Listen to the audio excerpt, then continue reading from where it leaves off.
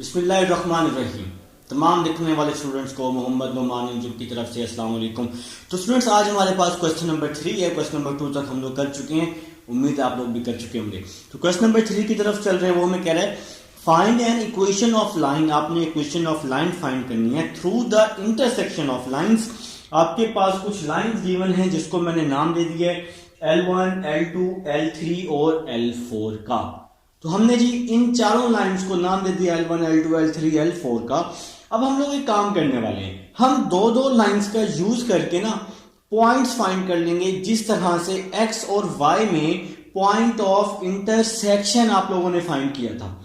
आप लोगों को याद होगा कि पॉइंट ऑफ इंटरसेक्शन हमने कैसे फाइंड किया है, जिस तरह क्वेश्चन नंबर 1 में किया है। इसी तरह से इस क्वेश्चन में, क्वेश्चन नंबर 3 में भी आपने दो दो लाइंस का यूज करना है। पहले L1 और L2 का यूज कर लें, मतलब इन दोनों लाइंस का, फिर आप लोग L3 और L4 का यूज कर लेंगे तो आपके पास दूसरा पॉइंट आ जाएगा। आसान क्वेश्चन है, टेंशन नहीं लेनी। तो स्टार्ट करते हैं जी, स्टार्ट करते हैं। और बहुत ही आसान क्वेश्चन, आप लोग इसको नाम दे सकते हैं इक्वेशन 1, इक्वेशन 2, इक्वेशन 3, इक्वेशन 4 का। तो सबसे पहले मैं L1 और L2 ले रहा हूं, फ्रॉम L1 एंड L2। ठीक है जी। तो याद रहे क्वेश्चन की स्टेटमेंट थी आप लोगों ने इक्वेशन ऑफ लाइन फाइंड करनी है। तो पहला पॉइंट आप L1 और L2 को यूज करते हुए फाइंड कर लेंगे। आप लोगों को पता है कि पॉइंट ऑफ इंटरसेक्शन हम लोग किस तरह से फाइंड करते हैं। यहां पर लिखते हैं x, यहां पर -y और यहां पर 1 लिखते होते हैं। ठीक है जी। अब क्या करना है, हम लोग यूज कर रहे हैं L1 और L2 को। तो x में क्या होगा, x वाला कॉलम खत्म हो जाएगा, बाकी जो बच जाएगा वो लिख लेंगे। -10, -33, -10, -33, 14 और 29। तो मैंने यहां लिख दिया 14 और 29 और यहां पे मैंने डिटर्मिनेंट को क्लोज कर दिया। तो x के टाइम मैंने क्या किया, x वाला कॉलम खत्म कर दिया, बाकी जो वैल्यूज बच गई वो मैंने यहां लिख दी हैं। अब जी नेक्स्ट चलते हैं। y के टाइम क्या होगा, y वाला कॉलम क्या हो जाएगा, खत्म हो जाएगा। y वाला कॉलम L1 और L2 का यूज कर रहे हैं, तो ये y वाली वैल्यूज खत्म हो जाएंगी। तो x के साथ 16 है, फिर -33 है, 16 -33, फिर है आपके पास 12 और फिर क्या है जी 29। तो इनको हम लोगों ने डिटर्मिनेंट में लिख लिया है जनाब। ठीक है जी। अब हम लोग नेक्स्ट चलते हैं, कांस्टेंट वैल्यू की तरफ आ चुके हैं। तो कांस्टेंट वाला कॉलम खत्म हो जाएगा। तो 16 -10 बच गया, 16 -10, 12 और 14। तो मेरे ख्याल से आप लोगों को समझ आ चुकी है। क्वेश्चन नंबर 1 आप लोग मेरे पास कर चुके हैं। अब आप लोगों ने क्या करना है, इसको क्रॉस मल्टीप्लाई कर देना है। और क्रॉस मल्टीप्लाई करने में आप लोग माहिर हैं, मुझे पता है। ठीक है, इसको इसके साथ मल्टीप्लाई करना है और इसको इसके साथ मल्टीप्लाई करना है। ये काम तो आप लोगों के बाएं हाथ का खेल है ना भाई। देखें जी, ये x आपका वैसे का वैसे ही आ जाएगा। -10 को 29 के साथ करेंगे तो -290 आ जाएगा। फिर सेंटर में हमेशा माइनस आता है। 14 को -33 से करेंगे। आप लोगों ने अपना कैलकुलेटर उठा लेना है बिल्कुल मेरी तरह। 14 को 33 से मल्टीप्लाई कर देंगे, 14 × 33, तो आंसर आ जाएगा -462। तो आप लोगों ने भी बिल्कुल ऐसे ही किया होगा, इसको यहां पर और इसको यहां पर क्रॉस मल्टीप्लाई। इसी तरह पहले x होता है, फिर हमेशा -y और फिर 1, तरतीब नहीं रखनी है आपने। फिर -y ओवर 16 को 29 के साथ, इसको यहां पर और इसको यहां पर क्रॉस मल्टीप्लाई कर रहा हूं। 16 × 29, तो आपके पास आ जाएगा 464। सेंटर में हमेशा माइनस। 12 को 33 से मल्टीप्लाई कर देंगे, 12 × 33, तो 396 आ जाएगा। तो यहां पे आप लोगों ने लिख दिया 396। आप लोग तो भाई जीनियस लोग हैं। और ये वाला माइनस वैसे ही आगे ब्रैकेट में, ये तो सेंटर में माइनस, जब डिटर्मिनेंट ओपन करते हैं तो तब माइनस आता है। तो नेक्स्ट चलते हैं जनाब, 1 ओवर इसको भी क्रॉस मल्टीप्लाई कर देंगे 16 को 14 के साथ, 16 मल्टीप्लाई 14 224 हो जाएगा, 224 सेंटर में हमेशा माइनस, 12 को माइनस 10 के साथ तो माइनस 120 हो जाएगा, ब्रैकेट क्लोज कर देंगे। तो x ओवर, तो माइनस 290 मैं अपने कैलकुलेटर पे लिख रहा हूं, माइनस 290, ये माइनस और ये माइनस प्लस हो जाएगा और 462 लिख लूंगा। देखा ना ये साथ में 462 है, तो इसका आंसर आ रहा है मेरे पास 172 is equal to minus Y over minus Y, थोड़ा मैं स्पीड में कर रहा हूं, उम्मीद है आप लोगों को समझ आ रही है। 464 माइनस और माइनस प्लस कर दूंगा, 396 कर दूंगा, आंसर आ जाएगा 860 आ जाएगा। फिर is equal to 1 over 224 minus और माइनस प्लस कर दूंगा, 120 कर दूंगा, आंसर आ जाएगा 344 आ जाएगा। तो मेरे ख्याल से यहां तक समझ आ गई है मेरे भाइयों को।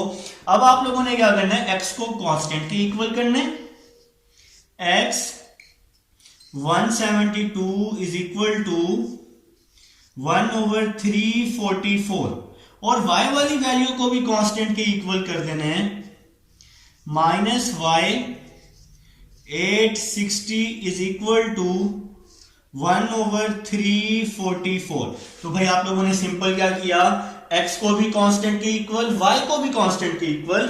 अब जरा बात को समझना है, क्या समझने वाली बात है, ये डिवाइड है, यहां आके मल्टीप्लाई हो जाएगा, इसी तरह ये भी डिवाइड है, यहां आके क्या हो जाएगा, मल्टीप्लाई में आ जाएगा।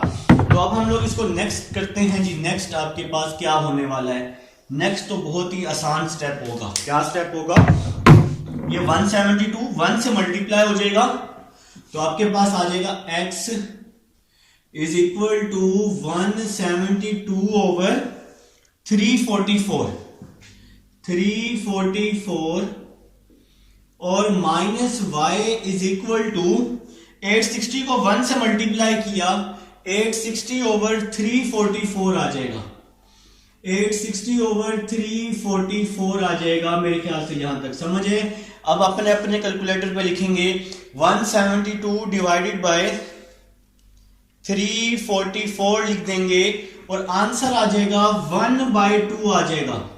और इसी तरह इस माइनस को वहां शिफ्ट कर देंगे, अपने अपने कैलकुलेटर पे लिखेंगे 860 डिवाइडेड बाय 344 और आंसर आ जाएगा 5/2 आ जाएगा। तो मेरे भाई आपके पास फर्स्ट पॉइंट आ चुका है x और y का, जिसको मैं नाम दे देता हूं x1 और y1 का, ताकि फार्मूले में पुट करने में आसानी हो। तो ये जी आपके पास फर्स्ट पॉइंट आ चुका है -1/2 और -5/2। तो ये जी हमने पॉइंट निकाला है जनाब L1 और L2 से, L1 और L2 से एक पॉइंट आपने निकाल लिया है।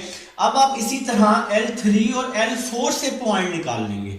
अब आप लोग यहां लिखेंगे इक्वेशन फाइंड करने के लिए आपको पॉइंट निकालने की जरूरत है फ्रॉम L3 एंड L4। अब आप L3 और L4 से पॉइंट निकालने वाले हैं, तो आप लोगों को पता है कि आप लोगों ने क्या करना है। ठीक है जी, point of intersection question number 1 जिस तरह किया था, पहले x लेने, फिर -y लेने, फिर 1 लेने। ठीक है जनाब। तो जब आप लोग x लेंगे तो L3 और L4 को यूज कर रहा हूं, तो x वाला कॉलम खत्म हो जाएगा, तो क्या बच जाएगा -1 4 -7 और 2, -1 4 -7 और 2। x वाला कॉलम खत्म हो गया, ये x वाला कॉलम खत्म हो गया। -1 फिर 4 लिखा, फिर -7 लिखा, फिर 2 लिख दिया, फिर आगे y की बात आ जाएगी। y में क्या होगा, y वाला कॉलम खत्म हो जाएगा, 1 4 1 2। तो मैंने आपको बता दिया 1 4 1 2, इस तरह से y वाला कॉलम खत्म, 1 4 1 2। अब आगे कांस्टेंट की बारी है, कांस्टेंट वाला कॉलम खत्म हो जाएगा, तो क्या बचेगा 1 -1 1 -7। तो कांस्टेंट वाला कॉलम खत्म, 1 -1 1 -7 बच जाएगा। तो एक बार फिर से कांस्टेंट वाला कॉलम खत्म, 1 -1 1 -7।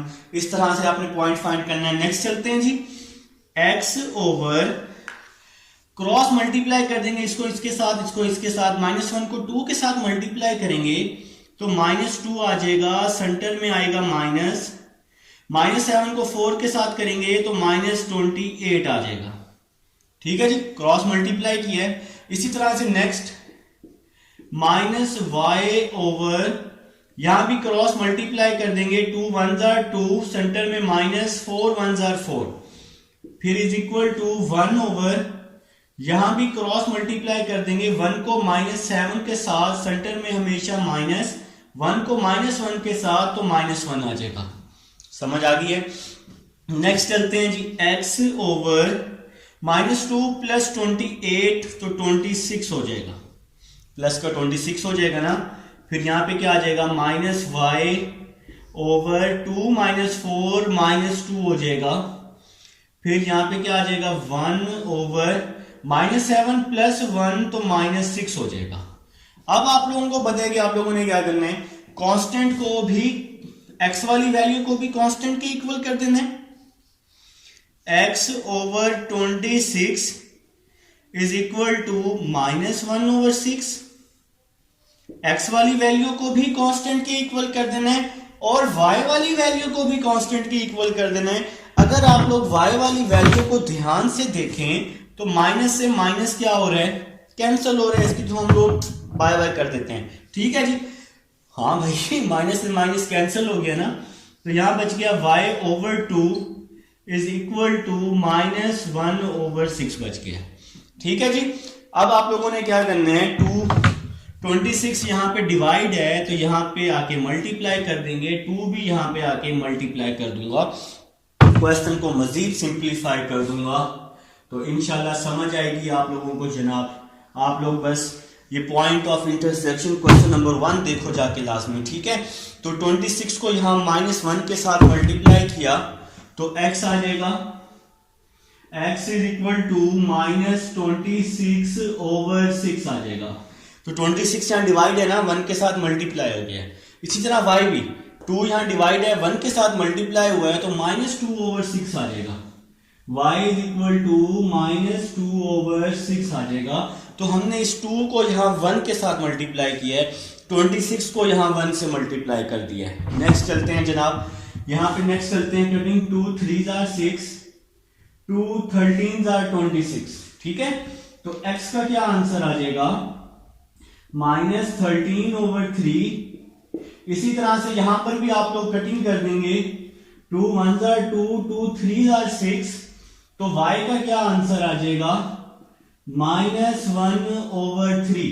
तो आपके पास यहां पे आप इसको नाम दे सकते हैं x2 और y2 का, ताकि फार्मूले में पुट करने में आसानी हो जाए। तो यहां आ जाएगा -13 ओवर 3 -1 ओवर 3। तो हमारे पास भाई L1 और L2 से भी पॉइंट आ चुका है, जिसको हमने नाम दे दिया x1 y1 का, और L3 और L4 से भी पॉइंट आ चुका है, जिसको हमने नाम दे दिया है x2 y2 का। तो मेरे ख्याल से सब भाइयों को समझ आ चुकी है। अब एक फार्मूला है, अभी तो काम शुरू हुआ है, अभी तो इक्वेशन फाइंड करनी है। क्वेश्चन की स्टेटमेंट देखो, अभी तो आपके पास रिक्वायर्ड पॉइंट्स आए हैं जिससे आप लोगों ने क्या करनी है, इक्वेशन फाइंड करनी। अभी तो मेरे भाई स्टार्टिंग है, अभी तो इक्वेशन फाइंड हुए। फार्मूला आप लोग पढ़ चुके हैं 4.3 में, x minus x1 over x2 minus x1 is equal to y minus y1 over y2 minus y1। पढ़ चुके हैं ना कि नहीं, पढ़ चुके हैं बिल्कुल। तो अब आप लोग इसमें वैल्यूज पुट कर देंगे, x माइनस x1, x1 को 1 ओवर 2, x1 की जगह क्या आ गया जी 1 ओवर 2 ओवर डिवाइड में क्या है x2 माइनस x1। तो x2 की क्या वैल्यू है, x2 minus 13 over 3 minus 13 over 3 minus x1, तो x1 1/2, तो x1 की जगह 1/2 पुट कर दिया is equal to y minus y1। y1 किसके इक्वल है? -5/2 के।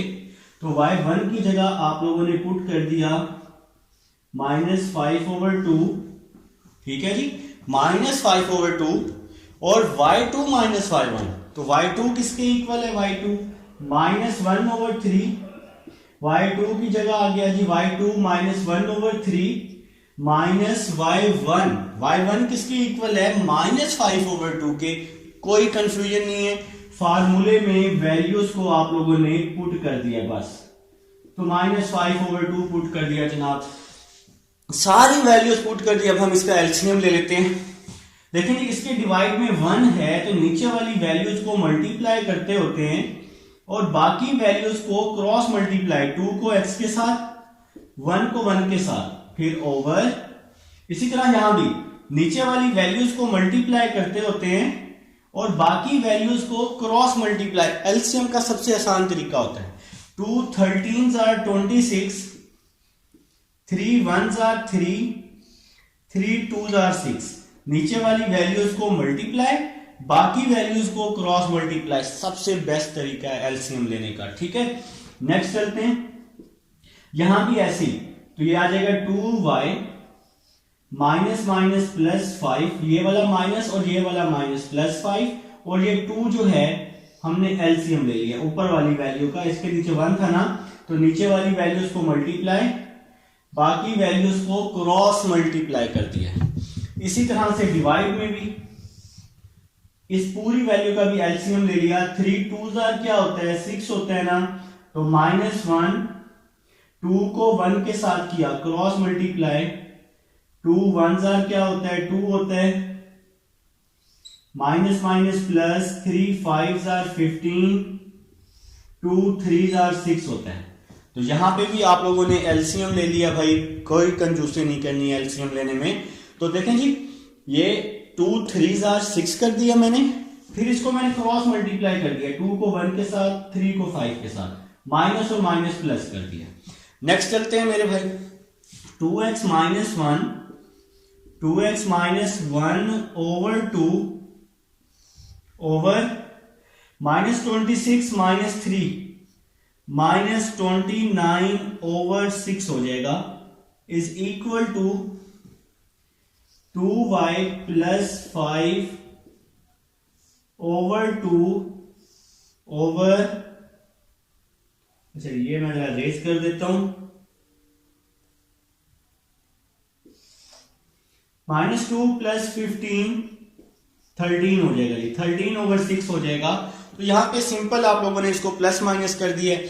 अब मेरे पास स्पेस नहीं है तो मैं रेस करता हूं, रेस कर देता हूं, कोई ना कोई पोर्शन रेस करना पड़े। आप लोग स्क्रीनशॉट बना लें, तो आप लोग वीडियो को रोक के भी स्क्रीनशॉट बना सकते हैं। तो अब आप लोग स्क्रीनशॉट बना चुके हैं, मैं काम करता हूं यहां से इसको रेस कर देता हूं, ठीक है। ये पॉइंट ऑफ इंटरसेक्शन जो ये वाला एरिया हम लोग इसको रेस कर देते हैं ताकि यहां पे हम लोग अपनी इक्वेशन फाइंड कर सकें। तो यह आ जाएगा 2x माइनस 1/2, 2x माइनस 1/2, और ये -29/6 है, तो ऊपर आके ये रेसिप्रोकल हो जाएगा। माइनस को हम बाहर कर लेते हैं, मल्टीप्लाई कर लेते हैं, 6/29 हो जाएगा। एक एक स्टेप में आपको करके दिखाऊंगा। 2y प्लस 5/2, 2y प्लस 5/2 आ जाएगा। ये 13/6 है, तो ऊपर जब हम इसको रेसिप्रोकल करेंगे तो ये 6/13 हो जाएगा, ठीक है मेरे भाई। अब आप लोग यहाँ पे एक काम करने वाले हैं, बहुत ही आसान सा काम है। वो क्या काम है? ये जो कटिंग है 2 1s 2 और 2 3s 6 कर देंगे, ठीक है। इसी तरह यहाँ भी 2 1s 2, 2 3s 6 कर देंगे, कटिंग कर दी है, जान छुड़वाइए। तो यहाँ पे क्या बच रहा है? -2x minus 1/29। यहाँ पे क्या बच रहा है? 2y प्लस 5, ये वाला 3 बच गया, ओवर 13, 1s क्या हो गया? 13 हो गया। अभी आप लोग कहेंगे सर ये 3 भी तो बच गया है, तो फिर मैं कहूंगा ये 3 यहां मल्टीप्लाई हो रहा है यहां पे मैंने क्या कर दिया, इस 3 को डिवाइड कर दिया है, ठीक है। और इस 3 को मैंने क्या कर दिया है, कैंसल आउट कर दिया है। अब मैं क्या करने वाला हूं, इस पूरी वैल्यू को क्रॉस मल्टीप्लाई करने वाला हूं, कुछ सिर्फ क्रॉस मल्टीप्लाई कर दूंगा बस। तो आपके पास क्या आ जाएगा, 13 को यहां पर मल्टीप्लाई कर देंगे, 13 2x माइनस 1, और 29 को इसके साथ मल्टीप्लाई कर देंगे, 29 2y प्लस 5 आ जाएगा, ठीक है जी। 13 को मल्टीप्लाई किया, 13 2 जार 26, 13 1 जार 13, 29 को 2 से मल्टीप्लाई कर दें, 2 9 जार 18 और 58 आ जाएगा, ठीक है जी। आप लोग कैलकुलेटर से भी कर सकते हैं, जैसे आपको इजी हो आप लोग वैसे इसको मल्टीप्लाई कर सकते हैं। और 29 को 5 से मल्टीप्लाई कर दें, मल्टीप्लाई 5, तो आपके पास आ जाएगा 145 आ जाएगा। 29 को आप लोगों ने क्या किया है, सिंपल दोनों के साथ मल्टीप्लाई कर दिया, ठीक है जी।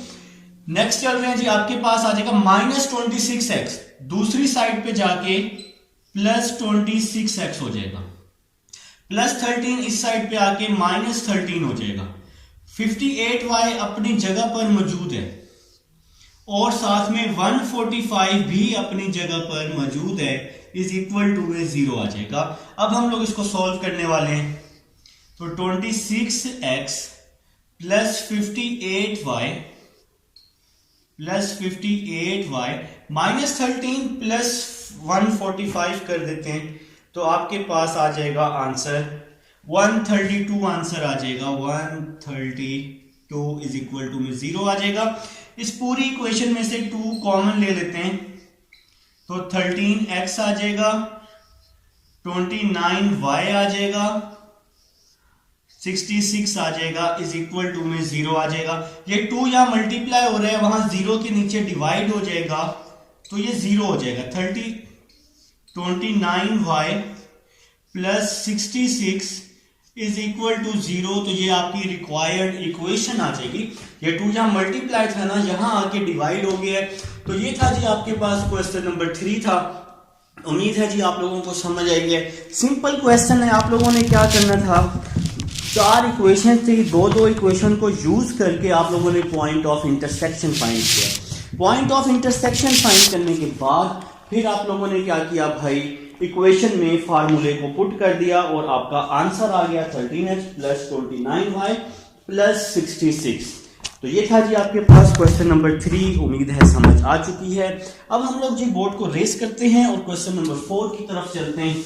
क्वेश्चन नंबर 4 भी आसान क्वेश्चन है और बिल्कुल आसान क्वेश्चन है। क्वेश्चन नंबर 3 आपका इंपॉर्टेंट क्वेश्चन है। आप लोग मेरे साथ साथ एक एक स्टेप करेंगे ना, तो इंशाल्लाह आपको और भी आसान लगेगा।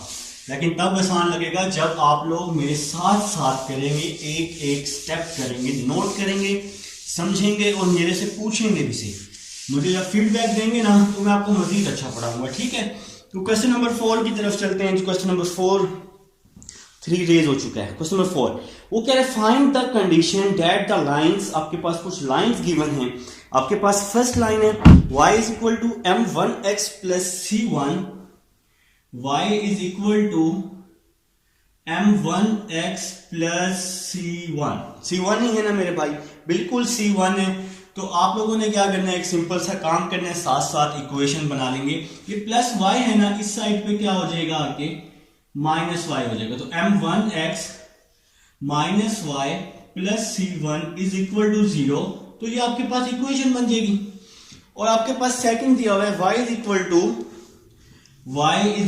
To m2x plus c2। अब इसको कैसे सॉल्व करेंगे, बिल्कुल इसी तरह से इक्वेशन बना लेंगे। तो कैसे बनाएंगे, m2x प्लस y है, इस साइड पे आके माइनस y हो जाएगा, साथ में प्लस c2 आ जाएगा इज इक्वल टू 0। इसको नाम दे देंगे इक्वेशन नंबर 2 का। और थर्ड है हमारे पास y is equal to m3x plus c3, y is equal to m3x plus c3 आ जाएगा, ठीक है। प्लस y है, यहां पे आके माइनस y हो जाएगा। तो m3x minus y plus c3 is equal to में 0 आ जाएगा, इसको हम लोग नाम दे देते हैं इक्वेशन नंबर 3 का। तो आपके पास 3 इक्वेशन तैयार हो चुके। तीनों इक्वेशन को आप लोगों ने क्या करना है मेरे भाई, डिटर्मिनेंट में सॉल्व करना है और आपने कंडीशन इसकी फाइंड कर लेनी है। उसने कहा है ना कि आपके पास कंकरेंट है, तो कंकरेंट के लिए क्या होता है, आपको डिटर्मिनेंट में इसको सॉल्व करना होता है। तो अभी आप लोग इस पूरी इक्वेशन को डिटर्मिनेंट में ले जाएंगे। किस तरह से ले जाएंगे, जरा बात को समझना है। एक्स के साथ m1 है तो यहां आ जाएगा m1, y के साथ -1 है और ये c1 आ जाएगा। ठीक है जी, तो ये फर्स्ट इक्वेशन लिख ली। सेकंड इक्वेशन लिखेंगे, x के साथ m2 है, आपने कहा बिल्कुल सर m2 है। y के साथ -1 है, आपने कहा सर बिल्कुल -1 है, और यहां c2 आ जाएगा।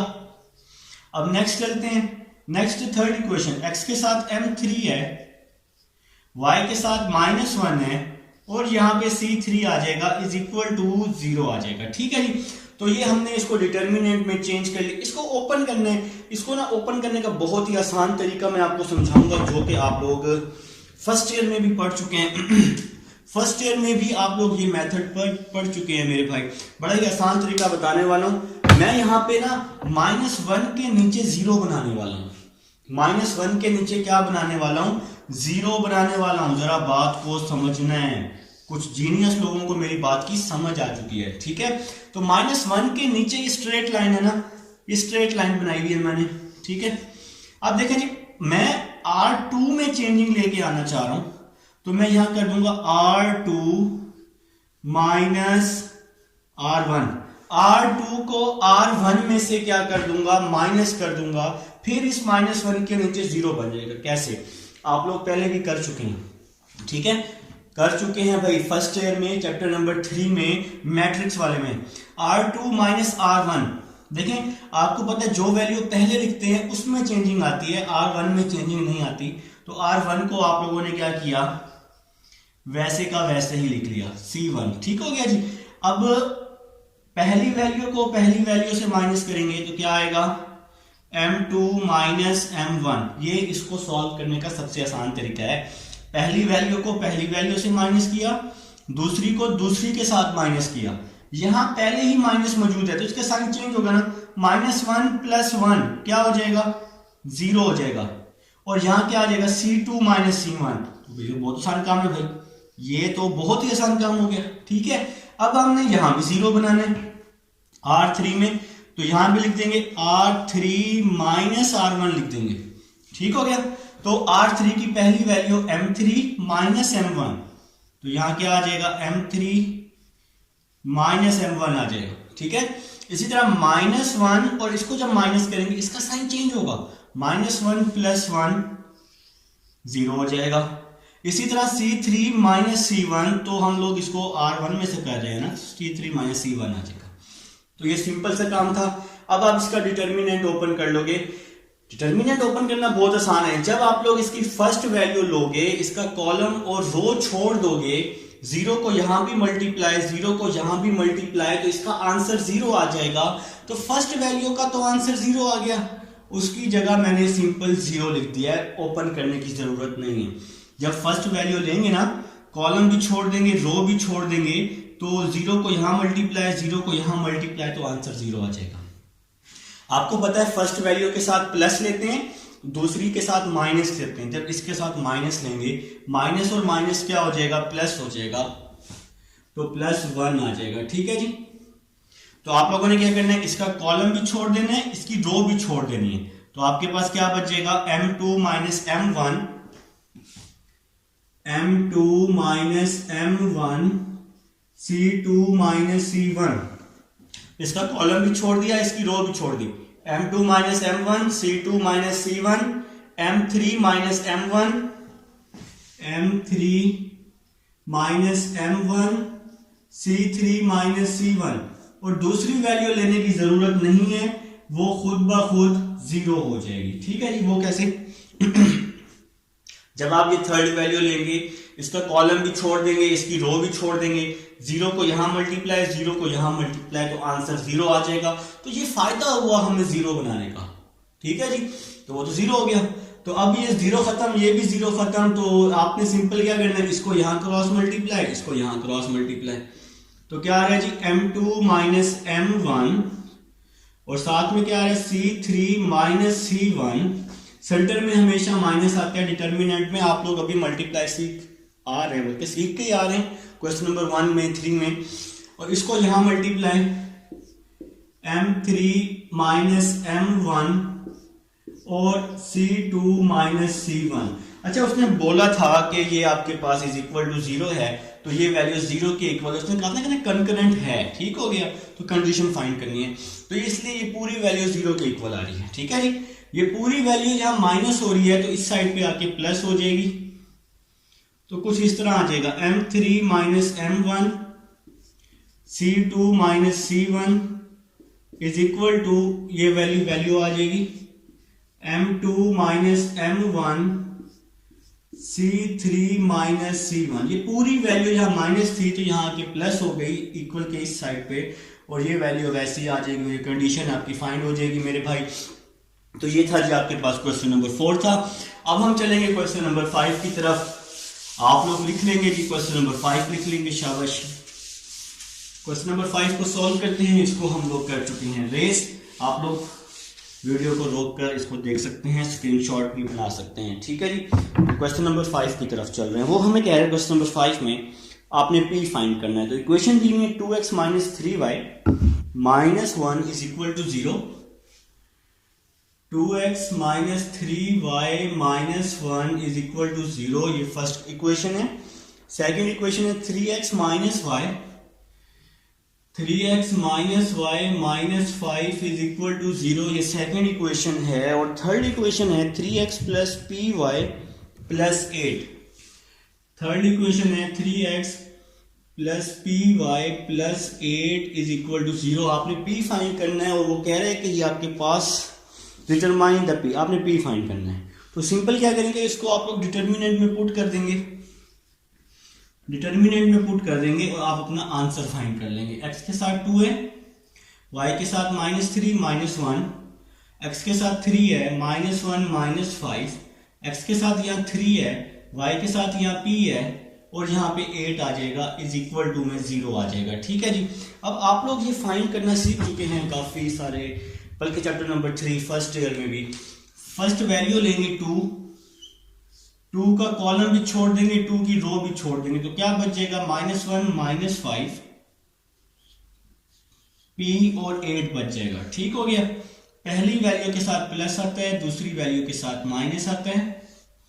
3 वाला कॉलम भी छोड़ देंगे, 3 वाली रो भी छोड़ देंगे, तो क्या बच जाएगा 3 माइनस 5 और 3 और 8 बच जाएगा। ठीक हो गया जनाब। अब लास्ट वैल्यू, पहले प्लस फिर माइनस फिर प्लस, अब लास्ट वैल्यू माइनस 1, तो इसका कॉलम भी छोड़ देंगे, इसकी रो भी छोड़ देंगे, 3 माइनस 1 3p आ जाएगा, 3 minus 1 3p is equal to में 0। तो हम भाई डिटर्मिनेंट ओपन कर चुके हैं, आप लोग जीनियस लोग हो चुके हैं। तो अब ये 2 वैसे ही आ जाएगा, क्रॉस मल्टीप्लाई कर देंगे, माइनस 1 को 8 के साथ, p को सेंटर में हमेशा माइनस आता है, p को माइनस 5 के साथ, तो माइनस 5p आ जाएगा। ठीक है मेरे भाई, तो आप लोग मल्टीप्लाई करना आप लोगों को आता है मेरे ख्याल से, माइनस और माइनस ये प्लस हो जाएगा, प्लस 3 को 8 के साथ मल्टीप्लाई कर देंगे 24, सेंटर में हमेशा माइनस,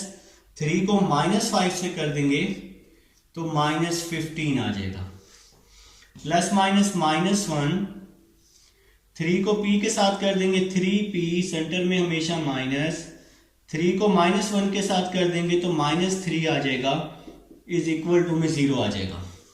नेक्स्ट चलते हैं जनाब, 2 वैसे ही आ जाएगा, minus 8 minus minus plus 5p हो जाएगा, माइनस और माइनस प्लस हो गया, प्लस 3 वैसे ही आ जाएगा, 24 माइनस माइनस प्लस 15 हो जाएगा, माइनस 1 वैसे ही आ जाएगा, 3p माइनस माइनस प्लस 3 हो जाएगा, इज इक्वल टू में 0 आ जाएगा। 2 को मल्टीप्लाई किया, 2 8 are 16, 2 5 are 10। नेक्स्ट चलते हैं, 3 को मल्टीप्लाई किया, 3 को 24 के साथ किया, 72 आएगा, 3 को 15 के साथ किया तो 45 आ जाएगा। इसी तरह -1 को 3p से किया, -3p -1 को -3 इज इक्वल टू 0 आ जाएगा। ठीक हो गया जनाब। अब हम लोग नेक्स्ट चलते हैं जी। नेक्स्ट हमारा क्या होने वाला है, कुछ लोग कहेंगे सर 24 + 15 करके फिर मल्टीप्लाई कर देते हैं, वो भी ठीक है, आप वो भी कर सकते हैं। ठीक है, तो देखिए जी, एक थोड़ा सा मैं एक चीज चेक कर लेता हूँ। 24 + 15, ठीक है जी, ठीक हो गया। मुझे थोड़ा सा एक डाउट हो रहा था। तो भाई अब आप लोग क्या करने वाले हैं, देखें जी 24 3 × 24 3। अच्छा, अब आप लोग क्या करने वाले, p को भी सॉल्व कर लेंगे, कांस्टेंट को भी सॉल्व कर लेंगे। देखें जी, पहले जो कांस्टेंट वाली वैल्यूज है उसको सॉल्व कर ले। -16 + 72 + 45 है, फिर -3 है। इसको सॉल्व किया तो आंसर आ गया जी हमारे पास 98 आ गया। कांस्टेंट वैल्यू को सॉल्व करके आंसर आया जी हमारे पास 98। और अब हम 10p और -3p को सॉल्व कर लेते हैं, तो ये आंसर आ जाएगा जी हमारे पास 7p आ जाएगा, इज इक्वल टू में 0 आ जाएगा। 7p + 98 यहाँ के -98 हो जाएगा, p आ जाएगा 7 यहाँ पे आके डिवाइड हो जाएगा, p आपके पास आ जाएगा 7 1 14 आ जाएगा। तो ये हमारे पास आंसर आ चुका है जनाब। p का आंसर आप लोग सॉल्व कर चुके हैं और इसके साथ ही ये क्वेश्चन नंबर आपका कंप्लीट हो चुका है, क्वेश्चन नंबर 5। अब हम लोग इंशाल्लाह क्वेश्चन नंबर 6 की तरफ चलेंगे और वो अच्छा और समझने वाला क्वेश्चन। आइए जी क्वेश्चन नंबर 6 स्टार्ट करते हैं जी। तो स्टूडेंट्स, अब हम लोग क्वेश्चन नंबर 6 की तरफ चल रहे हैं। इंपॉर्टेंट क्वेश्चन है क्वेश्चन नंबर 6। इसके 2 पार्ट हैं। सबसे पहले तो वो हमें कह रहे हैं कि आप लोग इसको प्रूव करके दे दो कि ये जो गिवन लाइंस है ना, ये कंकरेंट हैं। आप लोग स्टेटमेंट अपनी पढ़ लीजिएगा, आपकी बुक पर स्टेटमेंट मौजूद है। सबसे पहले आपने इसको कंकरेंट प्रूव करना है। कंकरेंट में क्या करना होता है कि आप इन तीनों लाइंस को डिटर्मिनेंट में पुट करेंगे और अगर उसका आंसर 0 आ गया तो वो कंकरेंट होगा। ठीक है, 0 आना चाहिए, आपने इसको शो करना है। तो स्टार्ट करें भाई। सबसे पहले आप लोग क्या करेंगे, इन तीनों लाइंस को ना डिटर्मिनेंट में पुट कर देंगे। किस तरह से पुट करेंगे देखें जी, मैं आपको समझाता हूँ। यहाँ x के साथ 4 है, यहाँ y के साथ -3, यहाँ पर -8। ठीक हो गया जनाब। यहाँ x के साथ 3 है, यहाँ y के साथ -4 है, यहाँ पर क्या है जी -6 है, यहाँ x के साथ 1, y के साथ -1 और यहाँ पे -2 आ जाएगा। तो मेरे ख्याल से समझ आ चुकी है। अब आप लोग इसका डिटर्मिनेंट ओपन कर देंगे, बिल्कुल सिंपल। पहले आप लोगों ने क्या करना है, फर्स्ट वैल्यू ले लेनी है। फर्स्ट वैल्यू है 4 का कॉलम भी छोड़ देंगे, 4 की रो भी छोड़ देंगे, तो क्या बच जाएगा -4 -6 -4 -6 -1 -2। ये आप लोग डिटर्मिनेंट ओपन करना सीख चुके हैं। पहली वैल्यू के साथ प्लस होता है, दूसरी वैल्यू के साथ माइनस होता है, और दूसरी वैल्यू है हमारे पास -3। 3 का कॉलम भी छोड़ देंगे, 3 की रो भी छोड़ देंगे, तो क्या बचेगा 3 -6 1 -2। तो ये भाई दूसरी वैल्यू को सॉल्व किया है। अब हम थर्ड वैल्यू है, पहले प्लस फिर माइनस फिर प्लस, थर्ड वैल्यू है -8 जनाब। तो -8 का कॉलम भी छोड़ देंगे, -8 की रो भी छोड़ देंगे, तो क्या बच जाएगा 3 -4 1 -1 3 -4 1 -1। तो डिटर्मिनेंट ओपन करना आप लोगों को आता है मेरे भाई, मोस्टली स्टूडेंट्स को आता है डिटर्मिनेंट ओपन करना। अब नेक्स्ट भाई इसको क्रॉस मल्टीप्लाई, इसको यहाँ पर क्रॉस मल्टीप्लाई कर देंगे तो 4 वैसे ही आ जाएगा। -4 को -2 के साथ +8, सेंटर में हमेशा माइनस, -1 को -6 के साथ तो +6 आ जाएगा, ब्रैकेट क्लोज कर दी। इसी तरह से नेक्स्ट भी आप लोग क्या करेंगे, क्रॉस मल्टीप्लाई कर देंगे। ठीक है जी, तो ये माइनस और ये माइनस क्या हो जाएगा +3, 3 को 2 के साथ करेंगे -6, सेंटर में हमेशा माइनस, 1 को -6 के साथ करेंगे तो -6 आ जाएगा, ये ब्रैकेट भी हमने क्लोज कर दी, प्लस माइनस -8। और यहां भी मेरे भाई आप लोग क्या करने वाले हैं, क्रॉस मल्टीप्लाई करने वाले हैं, ठीक है जी, कुछ नया नहीं कर रहे। 3 1 3 आ जाएगा, सेंटर में माइनस आ जाएगा, 1 को -4 के साथ किया तो -4 आ जाएगा।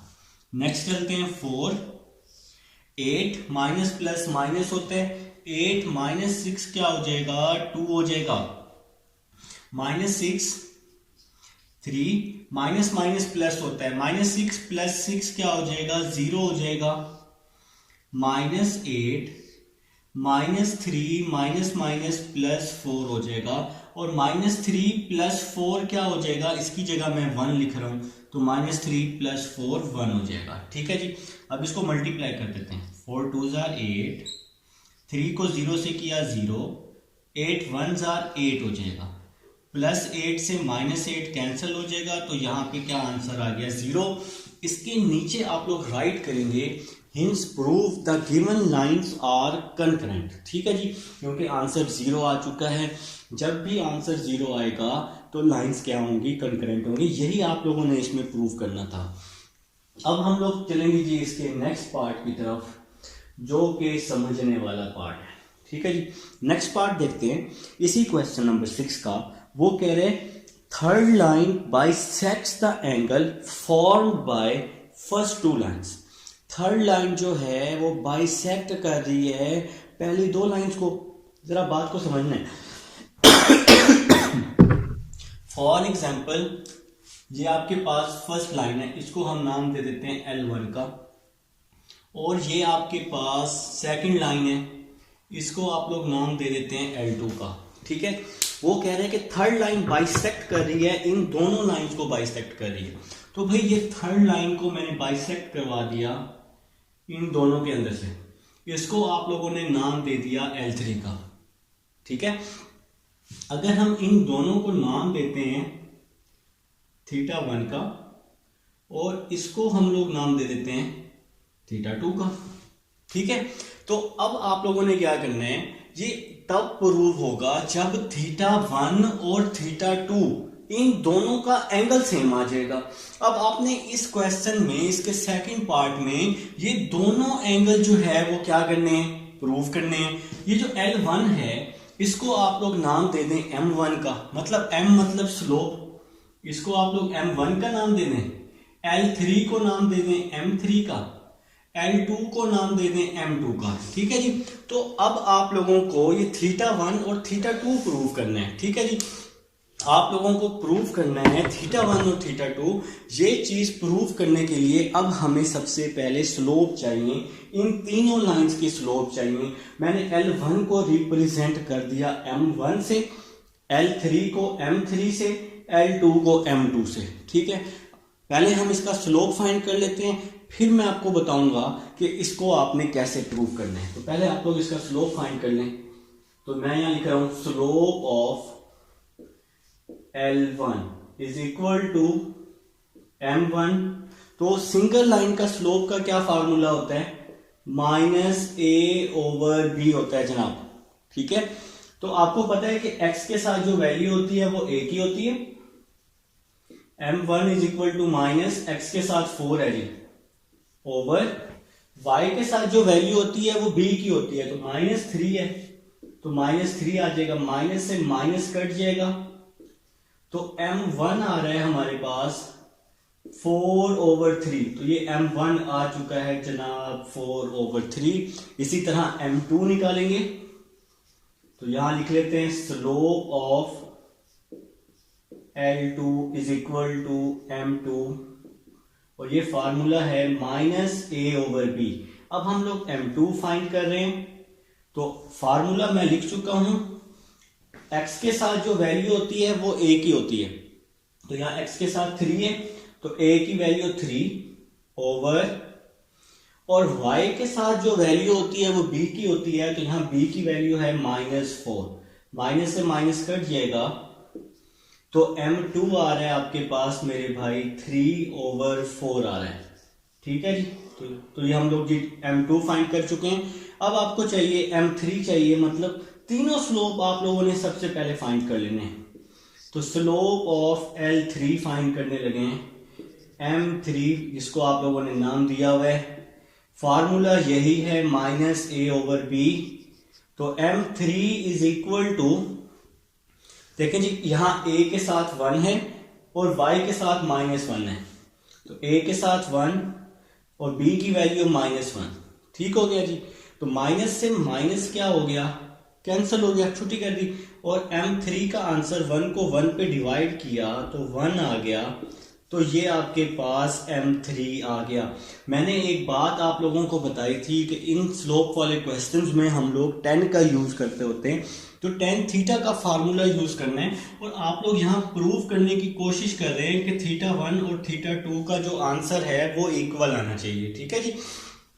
अगर आपने θ1 निकालना है ना, θ1, तो आपने हेड को देखना है, हेड और फिर टेल। हेड क्या है यहाँ पे, m3 है, हेड m3 से m1 है। आपने हेड को देखना है। फिजिक्स, आप लोग फिजिक्स के स्टूडेंट हैं, देखें अगर आपने θ1 निकालना है तो ये फार्मूला बनेगा tan θ1 is equal to m3 minus m1 over 1 plus m3 m1। ठीक है मेरे भाई। तो ये फार्मूला आपके पास कुछ इस तरह बनेगा, हेड से टेल, हेड से टेल। θ1 किस पे है, m3 और m1 पे है, तो m3 minus m1 over 1 plus m3 m1। अब आप लोग क्या करेंगे, इसमें वैल्यूज को रिप्लेस कर देंगे। tan θ1 is equal to m3, m3 किसके इक्वल आया है, 1 के, m3 की जगह 1, m1 किसके इक्वल है, 4/3 के, तो m1 की जगह 4/3 आ जाएगा ओवर 1 प्लस m3 की जगह 1, m1 की जगह 4/3 आ जाएगा। तो अब हम लोग इसको सॉल्व कर चुके हैं जनाब। अब आप लोग इसको मजीद सिंप्लीफाई कर लेंगे। तो मैं आपको बता देता हूँ नेक्स्ट मेरा पॉइंट कहाँ है जी। तो नेक्स्ट अब हम लोग इसका एलसीएम लेने वाले हैं मेरे भाई। इसका अब हम लोग एलसीएम ले लेंगे। तो एलसीएम लेना आप लोगों को आता है, tan θ1 is equal to 3 minus 4/3 over, और यहां भी एलसीएम ले लेंगे, 1 प्लस 4/3। देखिए 1 को 4/3 से हमने क्या कर दिया, मल्टीप्लाई कर दिया। tan θ1 is equal to 3 minus 4 minus 1/3, 3 plus 4/3 आ जाएगा। स्टूडेंट्स अब हम यहाँ तक कर चुके हैं। अब हम नेक्स्ट चलते हैं, देखें क्या होगा, नेक्स्ट क्या होने वाला है। tan θ1 is equal to -1/3, 3 plus 4 7/3, 3 से 3 क्या हो जाएगा, कैंसिल हो जाएगा। तो tan θ1 इज इक्वल टू -1/7। तो ये आपका आंसर आ जाएगा। इसको आप इक्वेशन नंबर 1 का नाम दे देंगे। अब आप लोगों ने अभी θ1 निकाला है, अब आप लोग क्या करेंगे, θ2 निकालेंगे। अभी मैंने बताया जैसे θ1 निकाला है उसी तरह θ2 निकालना है। θ2 का हेड देखना है m2 और इसकी टेल कहाँ पे है, m3 पे है, तो m2 माइनस m3 इसका फार्मूला बनेगा। तो क्या फार्मूला होगा, tan θ2 is equal to m2 minus m3 over 1 plus m2 m3। तो आप लोगों ने देखना है हेड को, हेड है m2 पे और टेल है m3 पे, तो formula m2 minus m3 over 1 plus m2 m3 आ जाएगा। तो अब आप लोगों ने क्या करना है, इसमें वैल्यूज को पुट कर देना है।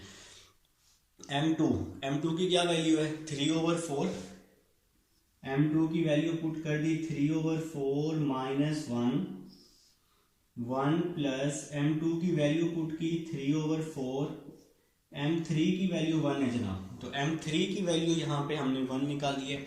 अब आप लोग क्या करने वाले हैं, इसका एलसीएम ले लेंगे, tan θ2 लिखेंगे इसके साथ साथ 3 माइनस 4/4, इसके नीचे 1 है ना, तो क्रॉस मल्टीप्लाई करते होते हैं जैसे हमने ऊपर एलसीएम लिया था। ठीक है जी, जैसे यहाँ पे एलसीएम लिया है, क्रॉस मल्टीप्लाई किया, नीचे वाली वैल्यूज को मल्टीप्लाई, बाकी वैल्यूज को क्रॉस मल्टीप्लाई।